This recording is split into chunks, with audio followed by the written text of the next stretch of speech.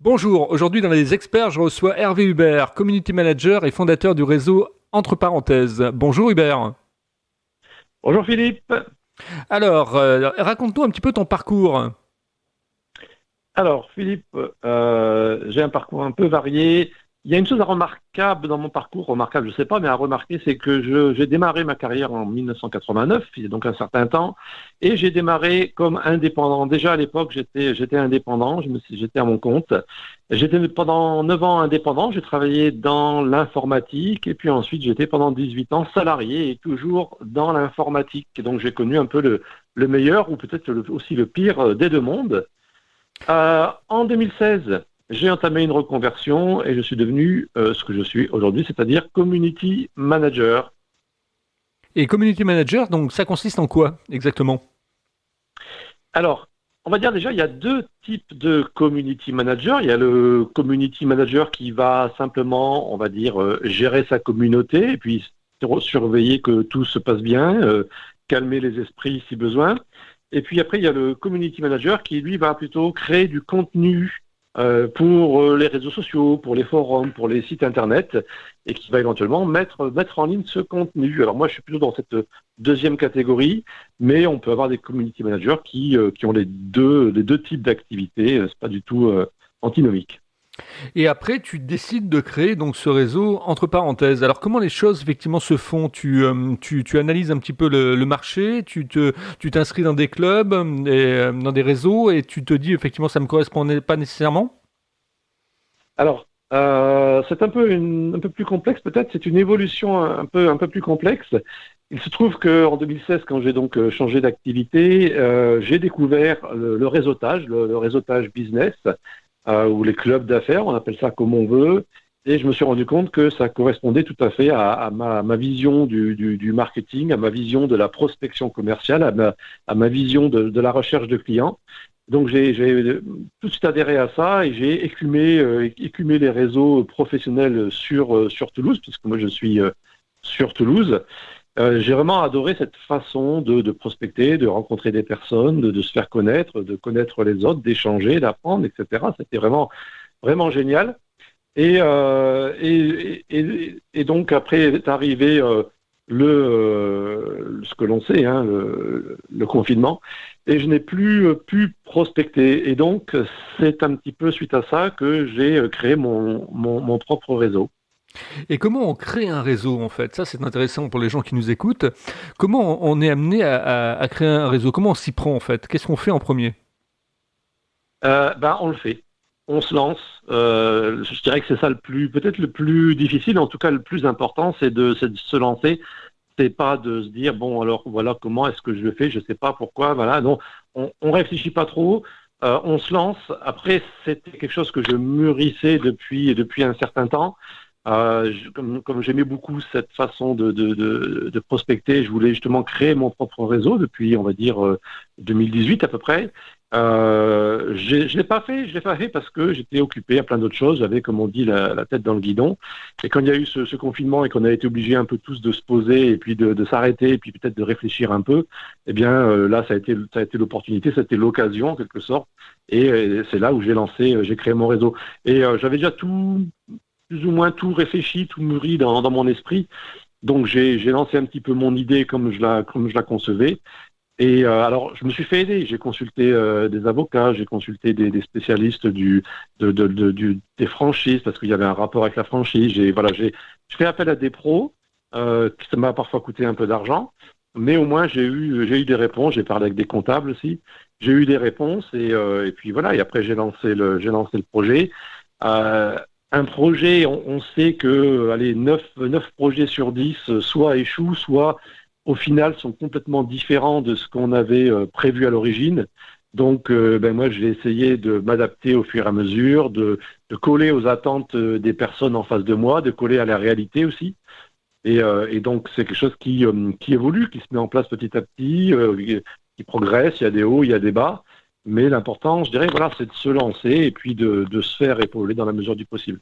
Alors c'est vrai que ce que tu dis est tout à fait juste, hein. Il y a même effectivement, je crois, 2000 personnes qui ont la même idée au même moment.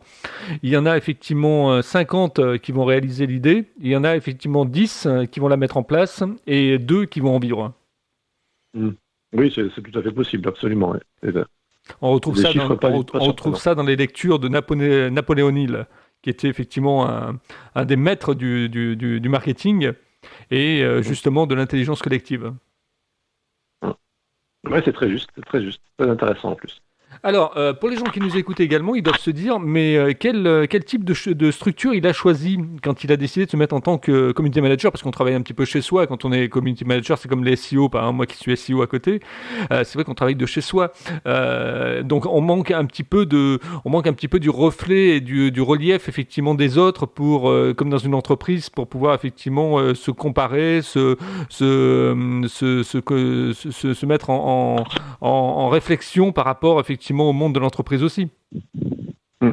Alors, il y a plusieurs choses à dire. Donc moi déjà j'ai connu l'entrepreneuriat, l'indépendance, on va dire l'indépendance, et puis le salariat. Donc j'ai eu l'occasion de faire des essais, de faire des tests, de me confronter aux autres, d'écouter un peu ce que pouvaient dire et ressentir les autres. Donc le fait d'être indépendant, d'être seul éventuellement, j'ai pas le sentiment que ça me pose de problème particulier. Tu parlais de structure. J'ai commencé en 2017, j'ai commencé en fait en portage salarial. C'est avéré que c'était pas forcément la meilleure structure, et donc maintenant depuis un an bientôt, je suis en auto-entreprise. Je voudrais mettre un petit focus sur ça, sur ce statut auto-entrepreneur ou micro-entreprise, hein, c'est à peu près la même Ouais, chose, je ouais, crois. ouais, ouais. Par rapport à ce que moi j'ai pu vivre il y a 30 ans, quand j'ai démarré en 89, il n'y avait pas toutes ces facilités pour créer une entreprise, il n'y avait pas toute cette souplesse, je dirais. Aujourd'hui, on a vraiment des structures juridiques, comptables, etc., qui sont quand même bien pratiques, bien rodées, je dirais. Et donc, c'est, je pense, beaucoup plus simple aujourd'hui de s'installer à son compte et vraiment auto-entrepreneur, mais il y a vraiment quand même pas beaucoup de formalités, il n'y a pas forcément énormément de frais. Après, évidemment, tout dépend de son activité, mais c'est un statut auto-entrepreneur quand même qui est vraiment souple et qui est assez intéressant.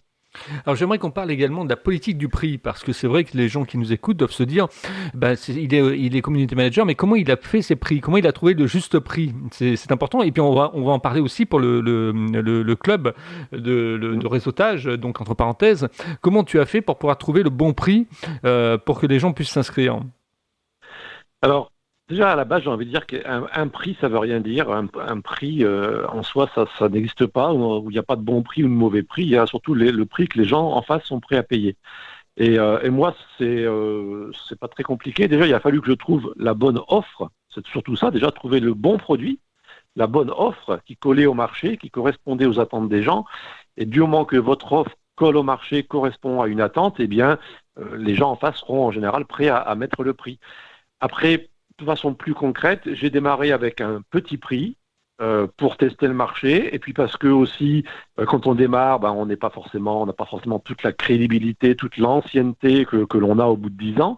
Donc j'ai démarré avec un petit prix qui était en rapport, je dirais, avec l'opinion que j'avais de moi-même sur mes capacités, l'opinion de la plus-value que je pouvais apporter à mon client en face.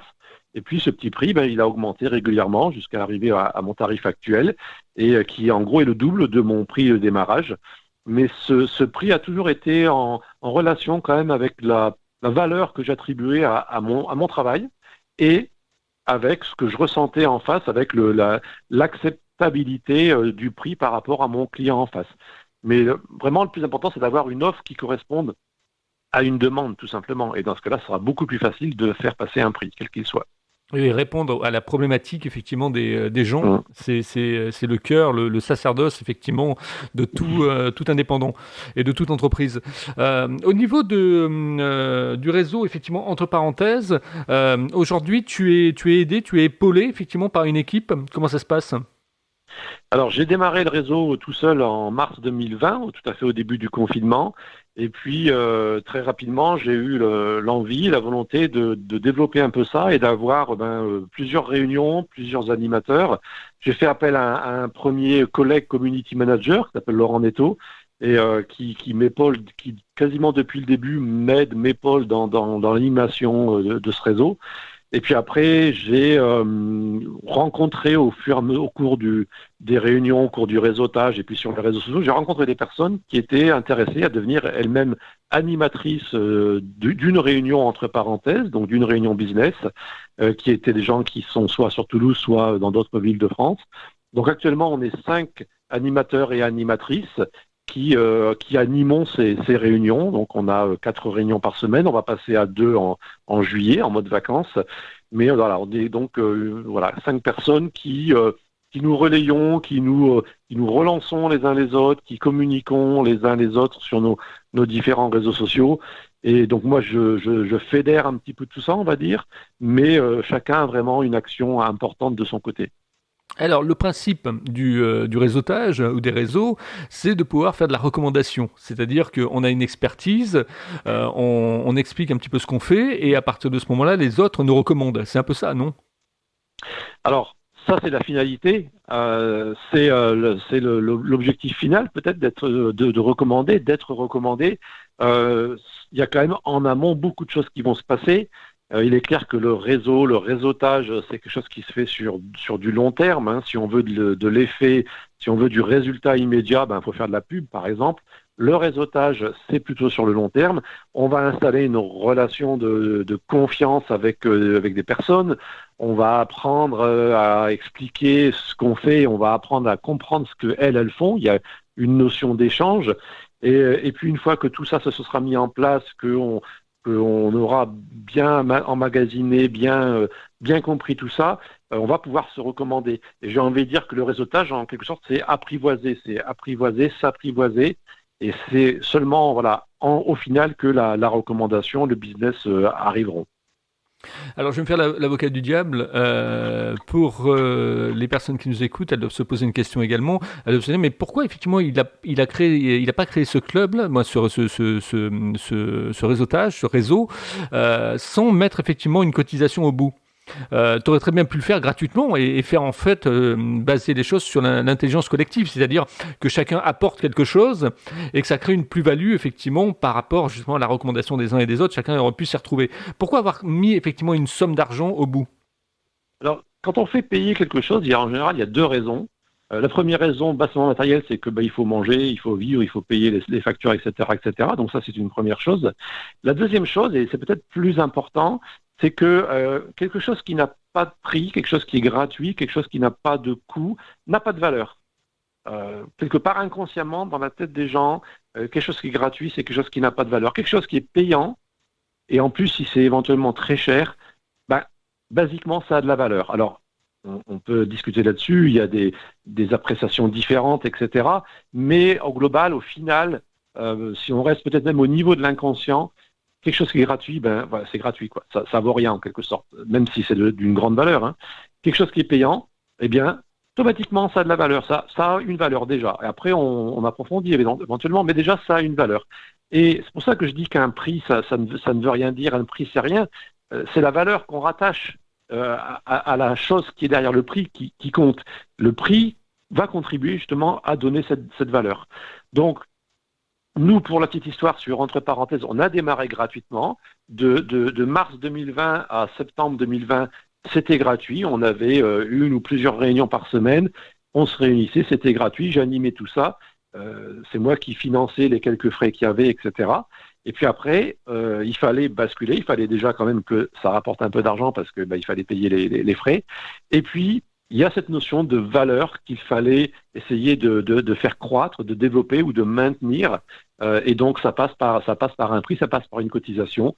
Il faut savoir qu'il y a des réseaux qui sont très chers. Nous, on n'est pas très chers, hein, mais il y a des réseaux qui sont très chers et qui marchent très bien parce qu'il y a une valeur perçue qui est importante, justement. Ouais, mettre une sorte de droit d'entrée, quoi. C'est alors, je dirais pas ça comme ça parce que droit d'entrée, alors c'est déjà techniquement ça existe en effet dans certains réseaux où on paye un droit d'entrée la première année par exemple et après les années suivantes on va payer juste la cotisation annuelle.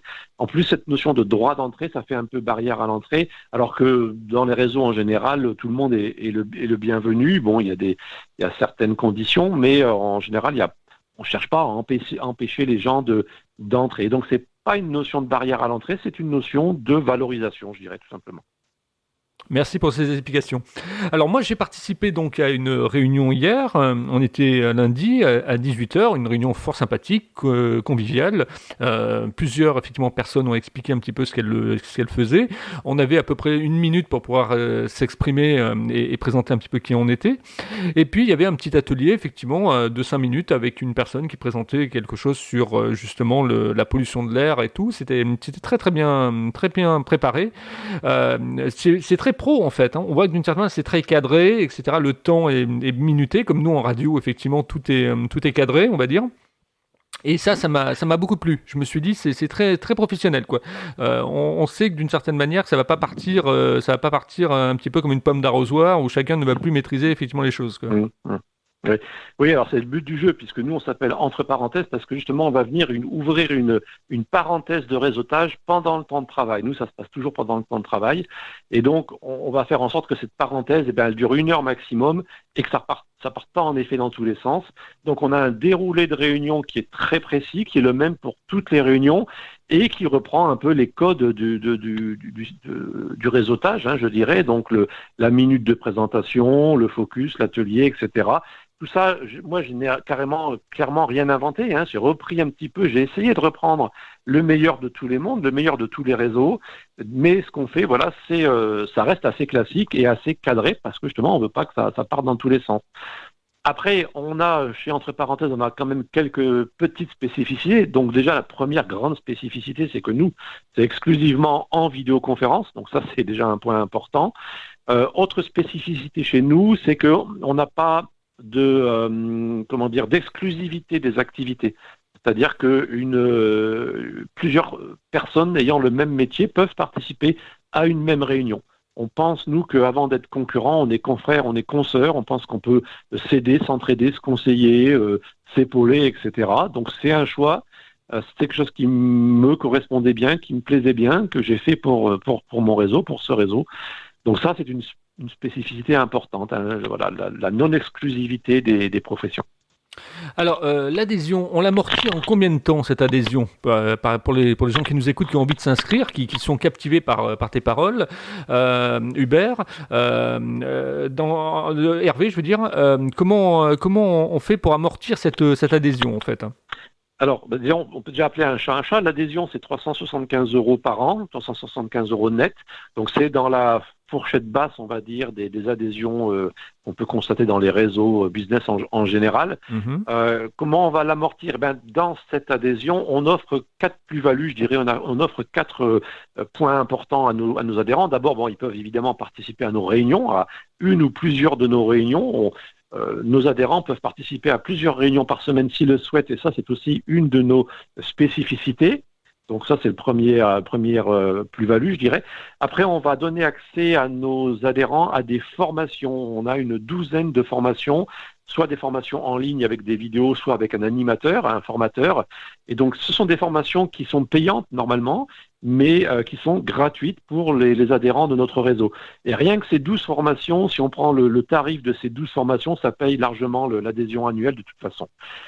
Troisième plus-value, on va offrir 1 heure d'audit à nos adhérents sur leurs réseaux sociaux. On est plusieurs community managers dans le réseau, et donc on va passer 1 heure avec les nouveaux adhérents, et puis on va voir avec eux comment optimiser, améliorer leur Facebook, leur LinkedIn, leur Instagram, etc., pour les transformer en outils de prospecting, en outils marketing efficaces. Et enfin, quatrième plus-value, on a un groupe Facebook qui s'appelle Entre parenthèses, sur lequel il y a environ 1500 indépendants professionnels qui sont abonnés. Et nos adhérents ont le droit, et eux seuls ont le droit, 1 fois par semaine, de faire une publication, une publicité pour leur activité sur ce groupe Facebook. Donc, on essaie d'amener tout un plus-value, tout un panel d'espaces de communication pour nos adhérents, et donc, on estime qu'ils rentabilisent largement leur investissement. Alors le principe du réseau aussi, c'est l'aide. Je suppose qu'effectivement que quand on est membre de ce réseau, entre parenthèses, si on a un problème dans son entreprise, je sais pas moi, on a un problème de comptabilité, on a un problème informatique, on appelle Hervé, on lui dit voilà, je suis un petit peu bloqué. Je suppose que les gens peuvent intervenir sans problème. Alors ça va se passer plutôt sur le groupe Facebook. Quand nos membres, et d'ailleurs ça peut être nos adhérents, mais ça peut être aussi simplement les abonnés du groupe Facebook, quand ils ont un besoin, une problématique, ils recherchent quelque chose de particulier, en général ils vont publier un post sur le groupe Facebook. Et là, il va y avoir des gens qui vont répondre, des gens qui vont apporter éventuellement des solutions. Il y a des gens qui vont partager éventuellement cette publication en dehors du groupe. Et on a eu comme ça plusieurs cas de figure où justement on a aidé des adhérents ou des membres du groupe à trouver, par exemple, des stages pour leurs enfants, des locations, des choses comme ça. Enfin, il y a eu pas mal d'exemples comme ça. Mais voilà, ça va plutôt se faire sur le groupe Facebook. Après, lors des réunions, en fin de réunion, on a ce qu'on appelle la fermeture de la parenthèse, c'est-à-dire qu'on a quelques minutes en fin de réunion où on échange à bateau rompu, où on peut justement faire passer ce genre de demandes ou de besoins. Ok. Parle-nous maintenant d'une journée type de travail, Hervé. Donc aussi bien en tant que community manager que effectivement fondateur du réseau entre parenthèses. Comment ça se passe du matin jusqu'au soir? Comment ta journée effectivement se décompose? Alors, on va parler déjà d'abord de la journée du community manager. C'est quand même pour l'instant le point le plus consommateur de temps, je dirais. Donc, la journée du community manager, une journée type de community manager, ça démarre à peu près 10 minutes après le lever avec le smartphone où on va commencer à aller surfer, scroller sur Facebook, sur LinkedIn, sur les réseaux sociaux pour voir un petit peu ce qui se dit, ce qui se passe. Et puis, par-ci, par-là, laisser un petit like, un petit commentaire, laisser sa trace, laisser sa marque, se faire un peu de visibilité comme ça et puis aider les gens, répondre à des questions. Donc ça va être en fait tout au long de la journée jusque peut-être 5-10 minutes avant le coucher. Bon, un peu plus peut-être quand même parce qu'il faut bien s'arrêter un moment quand même. Donc il y a cette partie-là. Après, il va y avoir la partie, pour moi en tout cas, qui va être la partie création de contenu où je vais créer des posts, créer des publications pour mes clients. En général, je crée tout ça à l'avance. Tout ça, c'est programmé, stratégisé, si je puis dire, préparé à l'avance. Donc, c'est la partie création de contenu qui va m'occuper en général plusieurs heures par jour. Mm-hmm. Ensuite, il va y avoir la partie... Oui, vas-y. Non, vas-y, je t'écoute. D'accord. Donc, il va y avoir on la est dans le contenu, ouais. publication, la partie exploitation du contenu, où on va justement mettre en ligne ce contenu. Alors, pas celui qu'on a créé dans la journée, puisqu'il faut quand même le faire valider par le client, mais on va mettre en ligne le contenu qui a été validé dans le passé par le client. Donc, c'est aller sur des profils Facebook, LinkedIn, c'est copier-coller des publications qu'on a déjà préparées, mettre des images, etc. Et enfin, il y a aussi une troisième partie dans mon métier, c'est l'accroissement de l'audience, l'accroissement des réseaux, c'est-à-dire amener à mes clients, et ainsi que moi-même d'ailleurs, plus d'amis sur Facebook, plus de connexions sur LinkedIn, etc., etc. Bon, moi, je travaille quasi exclusivement sur Facebook et LinkedIn, mais il pourrait y avoir un peu la même chose sur Instagram ou sur d'autres réseaux. Ça, c'est après, la partie donc acquisition, ça. Ça, c'est acquisition d'audience, voilà, acquisition. D'accord. Tu fais de la publicité également. Tu fais de la publicité, par exemple, sur Facebook, des choses comme ça ou pas? Alors oui, c'est une très bonne question. En effet, j'y pensais pas. Le community manager peut éventuellement, accessoirement, je dirais, faire de la publicité, faire du Facebook Ads. Mais il faudrait quand même préciser que quand on veut faire vraiment une grande campagne de publicité sur Facebook ou sur LinkedIn avec un budget conséquent, il faut faire appel à quelqu'un qui est spécialisé là-dedans, une agence marketing éventuellement ou un indépendant qui est spécialisé là-dedans parce que c'est un métier à part, c'est un vrai métier, c'est pas forcément un métier à part, c'est un métier comme plein d'autres métiers et le community manager, lui, son métier, en règle générale, c'est pas de faire du Facebook Ads, c'est plutôt d'animer des communautés.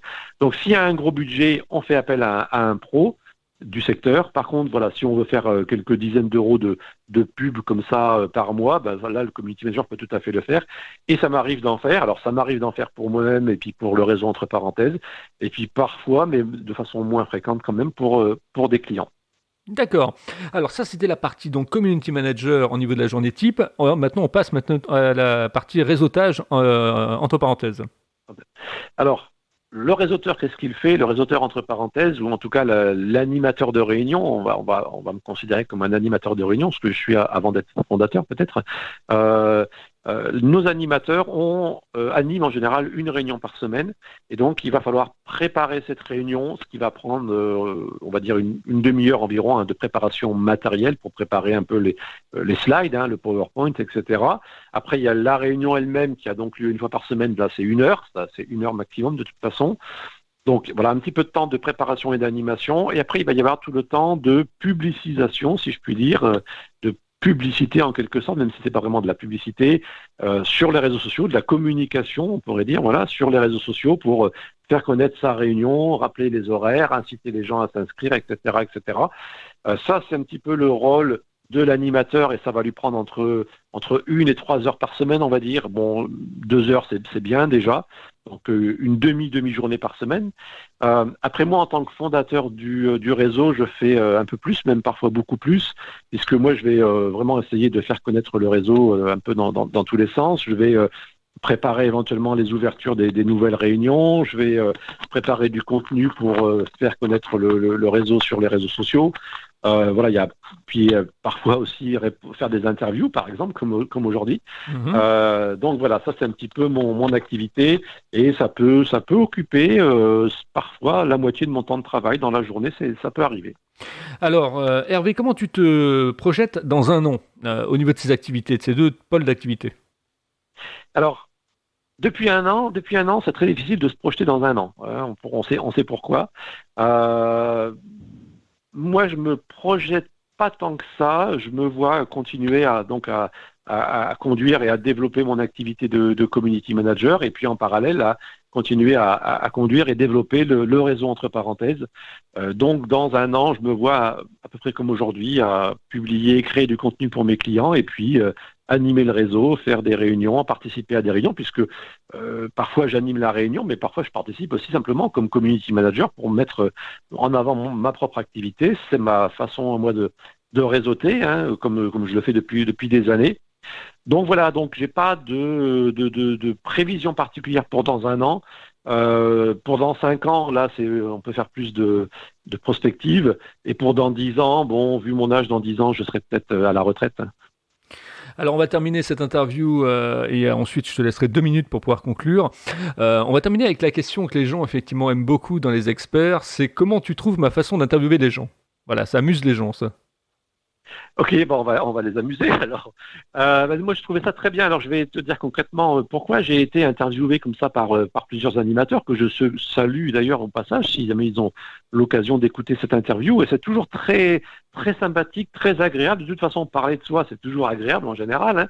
Et moi, ce que j'ai noté dans ta façon à toi d'interviewer, c'est un ton un peu plus directif. Un peu plus, peut-être un peu plus pro, parce qu'on sent que c'est quand même ton métier, le journalisme, etc. Et donc c'est sympa aussi, c'est pratique aussi, parce que je me laisse un peu guider. Donc voilà, c'est un petit peu le distinguo que je ferai par rapport à d'autres animateurs. Mais après, sinon, j'ai rien de particulier. J'ai pas de plainte à formuler, en tout cas, je te rassure. D'accord.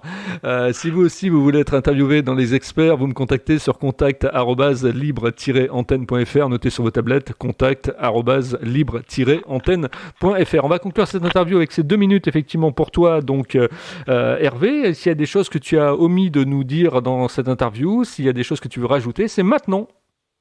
D'accord. Je voudrais faire un peu de retour en arrière, raconter un petit peu une anecdote d'il y a très longtemps. Il y a tout 30 ans de ça, j'étais amené à faire du phoning, à faire de la prospection commerciale, et vraiment j'étais très, très mal à l'aise avec ça. Vraiment, je l'ai fait, mais c'était vraiment contre nature. Et tout au long de ma vie professionnelle, dès qu'il a fallu faire du commerce, du commercial, ça m'allait pas, ça me plaisait pas. Et puis j'ai découvert en 2016-2017 le réseautage, et tout de suite ça a été le coup de foudre. Tout de suite je me suis rendu compte que c'est ça qui correspondait à ma façon de faire, à ma façon de prospecter. C'était le réseautage, c'était l'échange avec les personnes, c'était la présentation mutuelle, c'était la connaissance, la reconnaissance qui s'installe petit à petit, l'authenticité, je dirais. Et là, j'ai trouvé vraiment ma façon à moi de prospecter, de faire du commercial. qui me convenait et qui n'était pas le commercial bête et méchant que l'on peut, alors excusez-moi pour le terme bête et méchant, hein, mais que l'on fait souvent, qui est d'envoyer des emails ou de téléphoner aux gens ou de harceler les gens pour leur vendre quelque chose. Le réseautage, vraiment, ça me correspondait beaucoup plus.